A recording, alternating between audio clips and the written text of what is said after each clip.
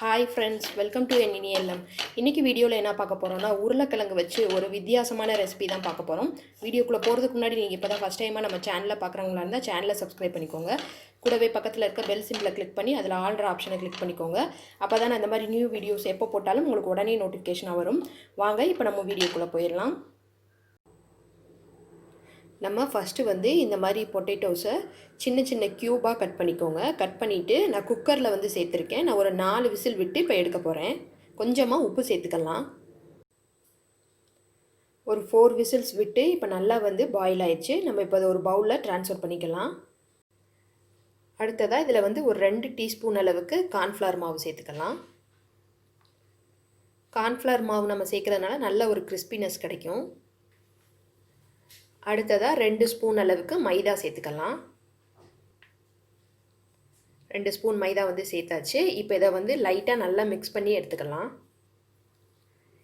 இந்த மாதிரி நான் வந்து இந்த மாவு ரெண்டையும் வந்து கோட் பண்ணி எடுத்தாச்சு. இப்போ அதை நம்ம எண்ணெயில் ஃப்ரை பண்ணி எடுத்துக்கலாம். நம்ம வந்து பொட்டேட்டோ பாயில் பண்ணையிலே உப்பு போட்டுட்டோம். அதனால தான் நான் இப்போ மாவுக்கு உப்பு போடலை. இப்போ அதை நம்ம எண்ணெயை காய வச்சுட்டு ஃப்ரை பண்ணி எடுத்துக்கலாம். இப்போ நம்ம பொரிக்கிறதுக்கு ஆயில் ஹீட் பண்ணியாச்சு. இதில் நம்ம எடுத்து வச்சுருக்க உருளைக்கிழங்குகளை சேர்த்துடலாம். இந்த மாதிரி நம்ம வந்து சேர்த்துட்டு மீடியம் ஃப்ளேமில் வந்து வச்சுக்கோங்க. இது நல்லா வந்து 2 பக்கமும் ரோஸ்ட் ஆனோடனே நம்ம வந்து எடுத்துக்கலாம். இந்த மாதிரி ப்ரௌனிஷாக ஆன பிறகு நம்ம எடுத்து ஒரு பவுலில் ட்ரான்ஸ்ஃபர் பண்ணிக்கலாம். இது போல் நான் எல்லாத்தையும் வந்து இப்போ ஃப்ரை பண்ணி எடுத்தாச்சு. அடுத்ததாக ஒரு பேனில் ஒரு 3 ஸ்பூன் அளவுக்கு எண்ணெய் ஊற்றிக்கலாம். எண்ணெய் சூடானது ஒரு 1/4 டீஸ்பூன் அளவுக்கு ஜீரகம் சேர்த்துக்கலாம். கொஞ்சமாக கருவேப்பிலை. அடுத்ததாக ஒரு 3 பல் அளவுக்கு பூண்டு எடுத்து வச்சுருக்கேன். இது சேர்த்துடலாம்.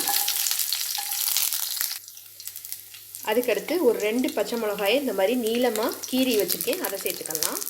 கூடவே ஒரு பெரிய வெங்காயத்தை குட்டியாக கட் பண்ணி வச்சுருக்கேன். அதையும் சேர்த்துடலாம். எல்லாத்தையும் சேர்த்துட்டு நல்லா வந்து ஒரு 2-3 நிமிஷத்துக்கு வதக்கிக்கோங்க. இப்போது கொஞ்சமாக உப்பு சேர்த்துக்கலாம். வெங்காயம் வதங்கிடுச்சு. இப்போ ஒரு 1/4 டீஸ்பூன் அளவுக்கு மஞ்சள் தூள், மிளகாய் தூள் தேவையான அளவுக்கு சேர்த்துக்கோங்க. ஏற்கனவே பச்சை மிளகாயும் சேர்த்துருக்கோம், பார்த்து சேர்த்துக்கோங்க. ஒரு 1/4 டீஸ்பூன் போல் கரம் மசாலா, 1/4 டீஸ்பூன் அளவுக்கு சிக்கன் மசாலா.